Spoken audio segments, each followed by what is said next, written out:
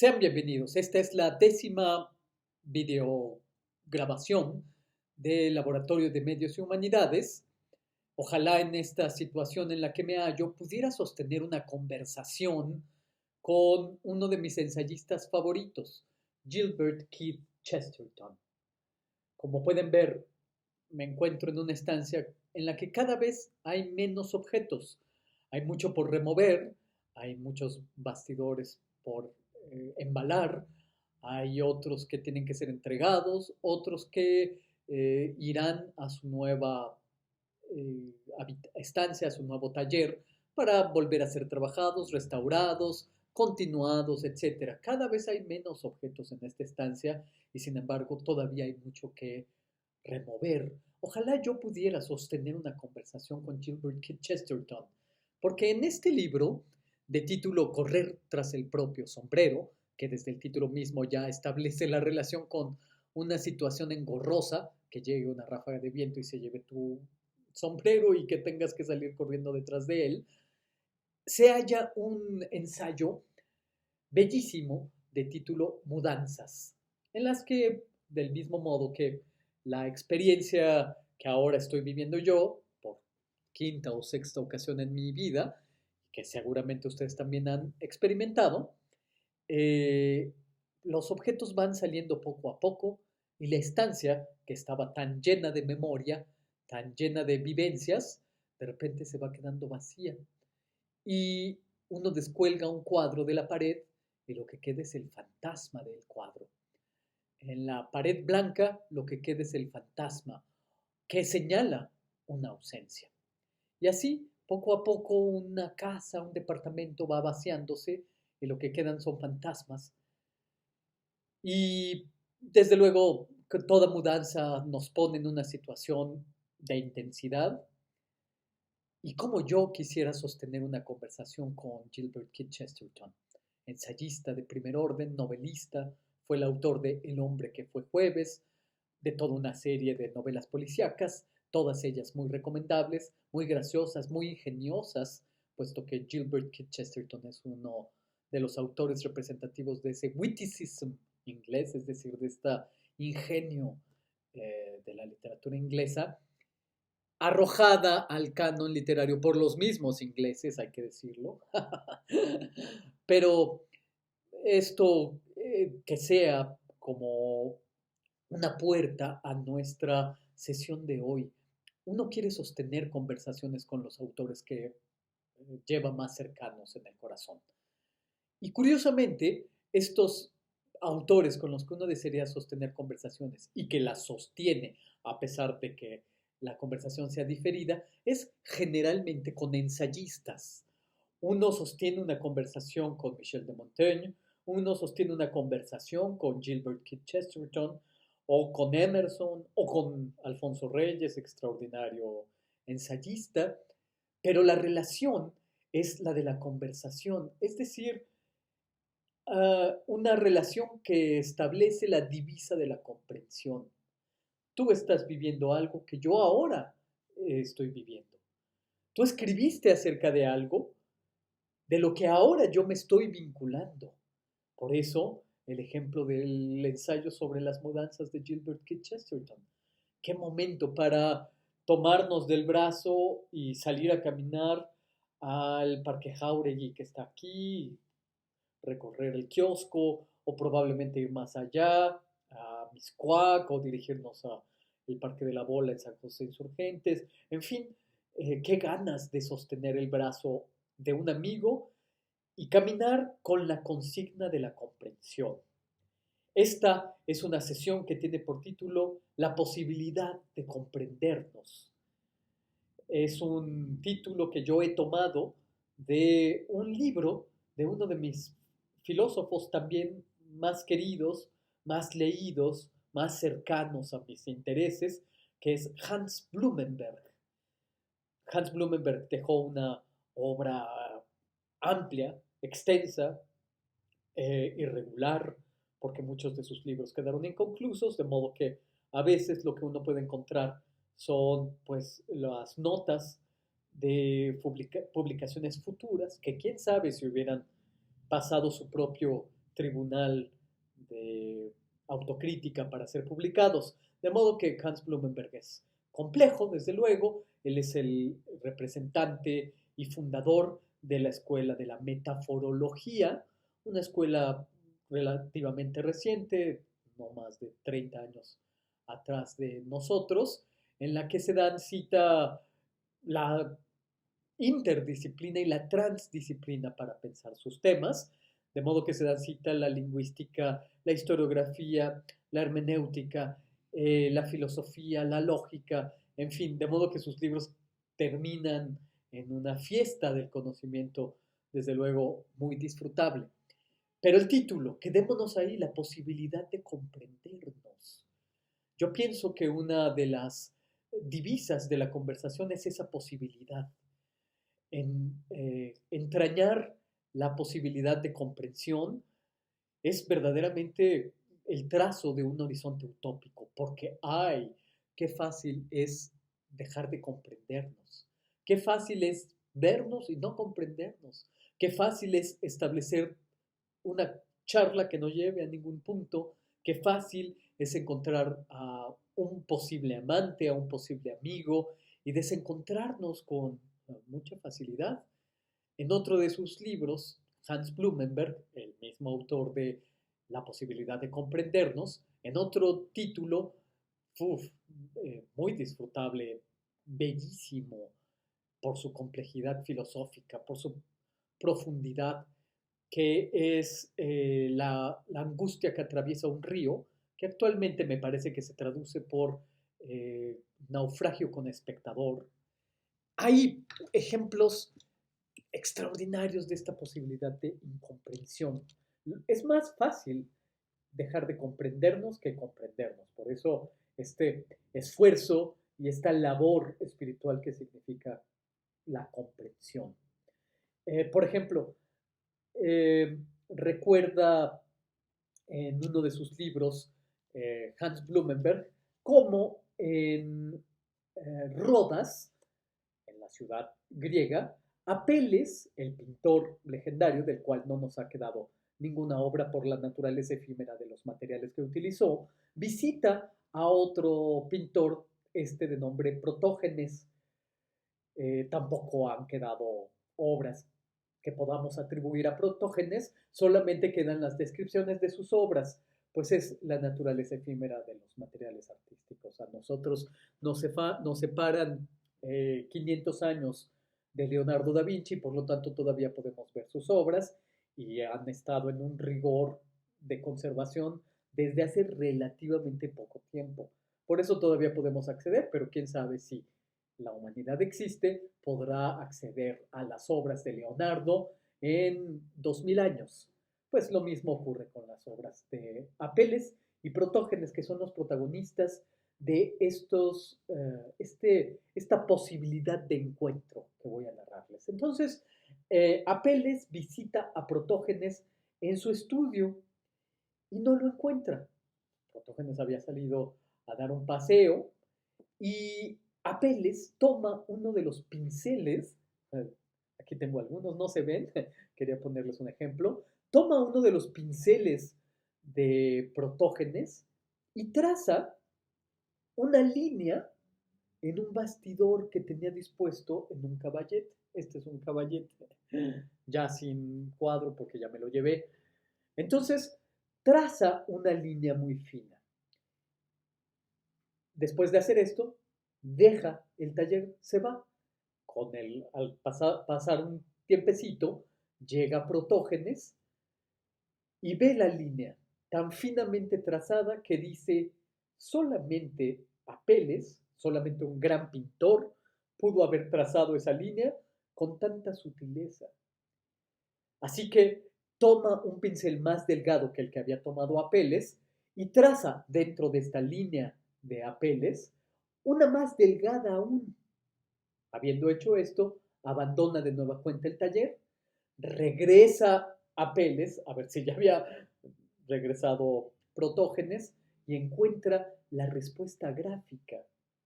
Le ha dejado una línea más sutil dentro de la línea que él trazó. Así que, de nuevo, Apeles toma el pincel, uno más delgado aún, y vuelve a trazar dentro de la línea que había trazado Protógenes, dentro de la que él había trazado, una más delgada aún, y deja el registro gráfico de su visita. Bueno, Protógenes y Apeles nunca se encontraron físicamente. Se encontraron a través de un gesto, se encontraron a través del gesto gráfico, a través de un reconocimiento gráfico. Bueno, este es un encuentro que tuvo la divisa de la comprensión y la comprensión fue feliz, pero hay un desencuentro del cual yo alguna vez les he hablado, que fue el desencuentro que tuvo Hölderlin, el poeta del romanticismo alemán, con Goethe, el gran maestro de los jóvenes poetas alemanes del romanticismo alemán. Goethe no fue un romántico alemán, él perteneció a una generación anterior, pero en una ocasión Friedrich Hölderlin, joven poeta aturdido, llegó a casa de Friedrich Schiller a recoger unos ejemplares de la revista Iduna, donde Hölderlin había publicado unos artículos. La revista Iduna era la revista de... no es cierto, no es Iduna. La revista de Schiller. Iduna es la revista que publicó después Hölderlin. Pero el caso es que llega Hölderlin a casa de Schiller a recoger unos ejemplares y se encuentra a un individuo ahí en la estancia, en la casa de Schiller, platican cualquier cosa, platican incluso acerca de teatro alemán, y dice Hölderlin en una carta que incluso se portó seco con este individuo que decía no conocer. Ya abandonando la casa de Schiller y abandonando a ese sujeto que no reconoció, supo más tarde que era no otro, sino Goethe, el que había desconocido o con el que se había portado tan indiferente en la estancia de la casa de Schiller. Entonces, aquí la posibilidad del reconocimiento se vio truncado por un aturdimiento, una distracción. Otro de los desencuentros que narra, sí un desencuentro con el horizonte de la incomprensión, es el que tuvieron Ludwig Wittgenstein y Frege, que son pues dos de los representantes de la lógica matemática, y que pues naturalmente por su afinidad intelectual debieron haberse comprendido. Pues no lo hicieron, porque en una ocasión Wittgenstein visitó al maestro Frege en su casa, tocó a la puerta, salió a abrir el maestro Frege. Al abrir la puerta, Wittgenstein preguntó por el doctor Frege. Soy yo, dice el doctor Frege. Imposible, fue la primera reacción de Wittgenstein. No le cuadraba, quién sabe qué esperaba, la imagen de Frege con el doctor Frege que se le apareció ahí enfrente. Entonces, a partir de este genesiaco desconocimiento, nunca más pudieron ser amigos. Hay un horizonte, yo diría, de enorme tragicidad en desconocernos, pero también hay un horizonte de gran utopía en el reconocernos. Y yo creo que una de las vías de la obtención de esta comprensión es, desde luego, la conversación entendida como un punto crítico donde el flujo de lo leído, de lo escrito, aparecen, hay una construcción dialógica del conocimiento, hay sorpresa, desde luego, pero también hay lo que nosotros podríamos llamar el horizonte de la orquestación. La orquestación como concepto es desde luego musical, pero tiene una acepción que nosotros podríamos trasladar al ámbito de la ética, es decir, al ámbito del reconocimiento. La orquestación, como el concepto de concierto, implica que hay dos frases o dos antagonistas que con el tiempo musical, la música transcurre en el tiempo, estas dos posturas van a ir trenzándose hilvanándose, comprendiéndose. Esta cualidad dialógica que habita en la música es precisamente uno de los horizontes éticos que hay en el reconocimiento que establecemos cuando conversamos. Para mí ha sido un tema que he explorado, que me ha inquietado, el tema de la comprensión. Y precisamente de tarea voy a dejar que se acerquen, que presten oídos a dos de mis conspiraciones radiofónicas en las que no establezco diálogos, más bien reflexiono acerca de la posibilidad de comprensión o la posibilidad de incomprensión. En el sentido de la primera, la incomprensión, voy a dejar que escuchen la conspiración de título Hay tres negaciones en no reconocernos. Tres negaciones, no solamente una. ¿Cuáles son? Escuchen la producción radiofónica. Hay tres negaciones en no reconocernos. Ahí a la manera de Hans Blumenberg utilizo algunos ejemplos extraídos de la historia de la literatura, extraídos de personajes literarios y otros autores para hilvanar esta reflexión. Posibilidad de comprensión o de incomprensión, de reconocimiento o de desconocimiento en Tristán e Isolda, en Orfeo y Eurídice, en Friedrich Hölderlin y Goethe, en fin, varios ejemplos, algunos más trágicos que otros. Entonces, presten oídos a esta, les muestro mi guión radiofónico completamente escrito a mano de Hay tres negaciones en no reconocernos, siempre partiendo de mi flujo, de mi esquema rápido acerca de los temas que voy a tocar y después el desarrollo de mi programa con sus puentes musicales. Este es el eh, guión escrito a mano de mi conspiración. Y otro que fue mi última producción de esta serie llamada Conspiraciones. Aquí en esta última producción de título Dar peso a mi propio corazón, ahora les cuento un poquito más acerca de esta Dar peso a mi propio corazón, también habita esta inquietud acerca de la posibilidad de comprendernos o de desconocernos. Este miedo que a veces aparece de modo irracional de decir algo y que se me comprenda cualquier otra cosa. El que comunica debe tener precisión en la elección de sus palabras, en la elección de sus metáforas si las utilizará, en la elección de sus usos lingüísticos para no perder la posibilidad de comprendernos. Cuando habita la posibilidad del desconocimiento, pues viene a mí un miedo atroz, miedo del que les hablo en esta producción radiofónica, la última de mi serie de conspiraciones. Dar peso a mi propio corazón, una producción que termina diciendo, yo mismo digo, no era esto lo que yo quería decir. Es un poco trágico y es muy autoanalítico. No sé si a ustedes les ha ocurrido en alguna ocasión haber manifestado algún estado de ánimo, haber intentado transmitir algún contenido y después de haberlo expresado, de haberlo transmitido, haberse quedado ustedes con la sensación de que no era lo que querían decir. Es una sensación angustiante, qué duda cabe. Y de esa angustia les hablo en mi producción Dar peso a mi propio corazón. Aquí está mi guión completamente escrito a mano. Como yo solía escribir mis guiones radiofónicos para mis producciones conspiraciones.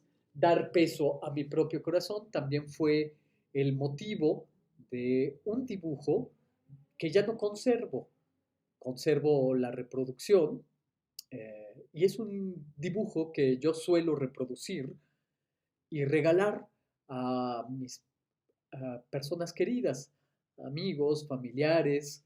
Les saco fotocopias y los regalo. Me parece altamente simbólico. Porque dar peso a mi propio corazón es una frase que me vino en mente cuando escribí ese ensayo radiofónico. Ustedes saben que Anubis, el dios egipcio, es el dios que se encuentra en el umbral del reino de los muertos, es el que permite pasar o no a aquellos que han muerto. Y Anubis lleva una balanza en la mano con el cual pesa nuestro corazón. Y nuestro corazón tiene que encontrarlo ligero, porque lo pesa en la balanza contra una pluma. Solamente si encuentra tu corazón ligero puedes trasponer el umbral y no quedar ahí varado entre un reino y otro. Así que cuando, pues pensando en este personaje mitológico, Anubis, con su gran balanza, yo dije, no, lo que yo quiero es darle peso a mi propio corazón para cuando Anubis haya de pesarlo en su balanza, no lo encuentre insignificante. Yo lo que quería al contrario era darle peso a mi corazón. Y eso es precisamente esta frase al pie de este dibujo, que son dos elefantitos entrelazándose. Porque toda posibilidad de vinculación, de comprensión, es desde luego un vínculo amoroso. Y no vayan a decir qué hippie es mi maestro Otto. No, es una posibilidad de comprensión, la posibilidad de vinculación amorosa, en la medida en que, por ejemplo, en las meditaciones del Quijote, José Ortega y Gasset, que es un libro absolutamente de referencia, es ahí donde José Ortega y Gasset habla del yo y mi circunstancia, pero bueno, es como una frase mucho más citada que verdaderamente leída. Bueno, pues esa frase viene en las meditaciones del Quijote. Y ahí recuerdo que las primeras frases de las meditaciones del Quijote hablan del vínculo amoroso que se establece, el vínculo amoroso entendido como un gran entramado de comprensión. Comprender las cosas, así como a los seres, desde luego, en primer lugar, pero también a las cosas. Hay, dice Ortega y Gasset, una vinculación amorosa con las cosas y por lo tanto las comprende Rembrandt van Rijn cuando pinta cualquier objeto, por más humilde que éste sea, un arado, una mesa, un pocillo de barro, un pocillo de bronce, cualquier objeto, por la luz intrínseca que pinta. Fíjense cómo ustedes, y esto lo dice Ortega y Gasset de una manera preciosa, dice Ortega y Gasset, cualquier objeto que pinte Rembrandt lo hace con la misma dignidad del aura de los santos cristianos. Es como si la taza en las pinturas de eh, Rembrandt tuvieran el aura de los santos, como si el arado, como si el, el libro, la silla, la pared, el tocado, todo tiene la dignidad de un aura de santo. Es como si santificara el mundo. Y bueno, entiéndanme esto desde luego en un sentido laico. Es una iluminación de comprensión. La pintura desde luego establece un diálogo con las cosas. El pintor que pinta tiene que estar viendo la realidad, ve su cuadro, ve la realidad, ve su cuadro. De modo que está en una relación dialógica con las cosas. Digamos que sí establece un diálogo. Pero el asunto que nos interesa a nosotros es precisamente la posibilidad de comprendernos estableciendo un diálogo radiofónico. Elijan a un interlocutor y al elegirlo se darán cuenta de que no es tanto una elección, sino una construcción. A los interlocutores nos los construimos, dice en un libro de conversaciones Gilles Deleuze.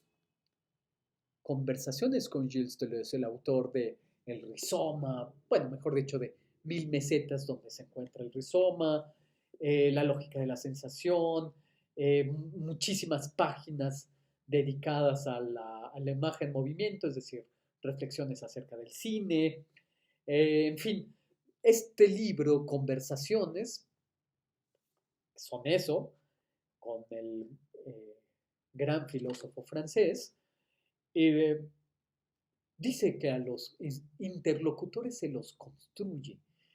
Y eso es precisamente lo que ustedes harán al momento de elegir un interlocutor.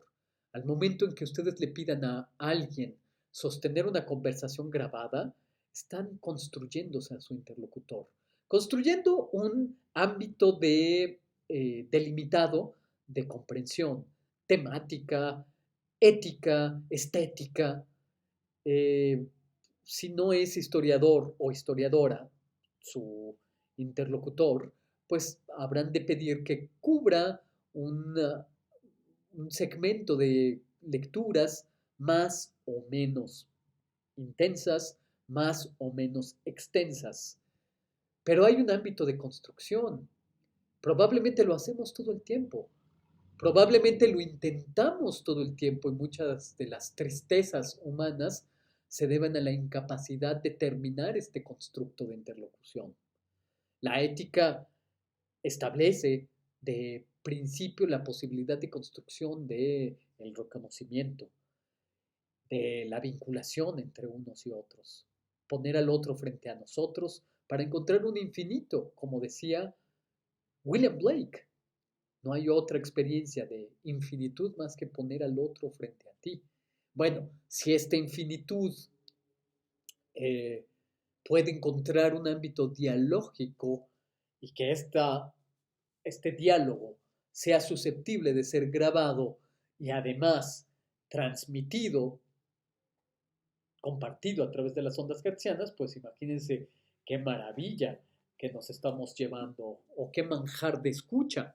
Precisamente este manjar de escucha es lo que viene a mi mente cuando pienso en este libro de recientísima aparición, que son, yo creo que el título es equívoco, es una gran editorial acantilado, pero creo que aquí el, el título yerra un poco, tiene por título Las pasiones según Rafael Argullol. Pues de entrada es así como de, bueno, no lo sé si funciona muy bien. Pero el punto es que son conversaciones radiofónicas que después fueron transcritas para aparecer en forma de libro.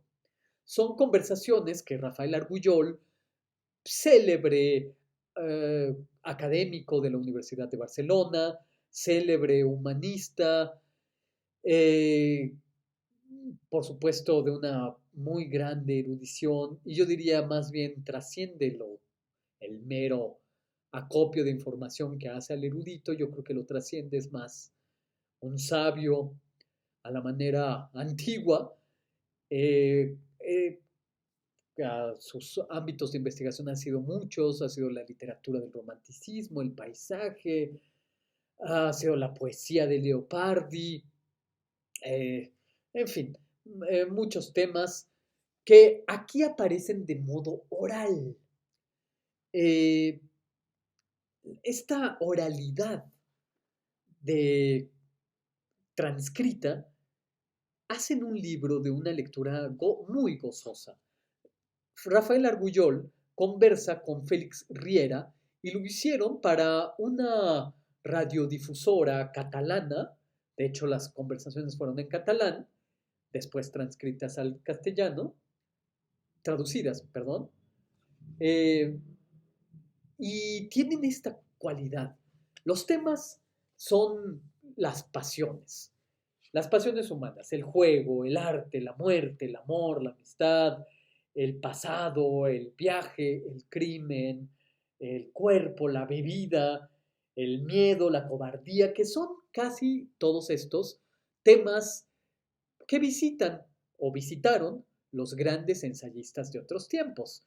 los temas de Michel de Montaigne quizás, los temas de Blaise Pascal, en fin, temas recursivos para los ensayistas. Entonces, los temas son esos y la conversación se vuelve tan extensa que yo no he oído estas conversaciones radiofónicas, más bien las he leído y pues uno desea tomar nota de las referencias literarias, de las referencias cinematográficas, hay muchos ejemplos de cine, en fin, son conversaciones tan ricas que qué bueno que se hayan transcrito a página. El, no porque lo radiofónico no funcione por sí misma. Hemos hablado acerca de el tema de la conservación de lo sonoro. En estos días se debate la permanencia o no de muchos de los acervos sonoros en la Fonoteca Nacional. Lamentablemente deberían ser acervos cuidados con todo el celo institucional y gubernamental, desde luego, pero en estos momentos se está discutiendo acerca de la permanencia o no. El archivo sonoro es de una cualidad, eh, es de una cualidad fantasmal, diría yo, no tiene cuerpo, o el cuerpo son cassettes, cintas magnetofónicas, CDs, memorias externas, en fin, es de difícil conservación y se requiere mucha atención al respecto. Pero el hecho de que estas conversaciones hayan sido transcritas creo que tiene un cauce bello. Cuando en 2014 yo establecí estas conversaciones con Manuel Marín, que llevaron a la producción de Todas las vidas de Vasari, de Radio UNAM, la idea, o una de las ideas que nos surgían, era la posibilidad de transcribir nuestras conversaciones y también publicar un libro si podíamos encontrar algún editor interesado. Eh, el proyecto de conversaciones nos dejó exhaustos a ambos y ya no le dimos ningún cauce. Quedan los registros radiofónicos y es lo que quedó, porque eso es lo que era también, hay que comprenderlo. De modo que la posibilidad de comprensión también, yo diría, entraña la posibilidad de una idea de permanencia. La posibilidad de comprensión a través de la conversación lleva a cauces como son la publicación, en el caso de Rafael Argullol, de tantos otros, porque también el cine según Hitchcock es un libro, así se titula, pero son conversaciones que François Truffaut, el gran director francés muerto prematuramente, sostuvo con Alfred Hitchcock. Y son conversaciones deliciosas en las que nos enteramos de muchos más detalles, muchos más pormenores del gremio, del cine, de los actores, de los pormenores de producción de de sus grandes títulos. Eh, Otro de estas conversaciones, yo ya les hablaba acerca de él, es el libro que logró publicar Brazaí, el fotógrafo, Conversaciones sostenidas, con Pablo Picasso, en las que aparece algo más de lo que puede aparecer en algún texto que en la posibilidad pudo haberse sentado a escribir o a redactar Pablo Picasso, obras ahí acerca de su amigo. Entonces en la conversación emerge esta posibilidad de la comprensión, pero también, desde luego, su contrario, la posibilidad de la incomprensión. Yo espero que en sus próximos ejercicios se entrañe la capacidad y la posibilidad de comprensión. La comprensión, recuerden, es siempre un vínculo, es un vínculo luminoso. Y ahí están las pinturas de Rembrandt, Van Rijn, para demostrárnoslo. Con las cosas, con los seres, se establecen vínculos lumínicos. Hay que darle a todas las cosas y a todos los seres estatuto de interlocutores.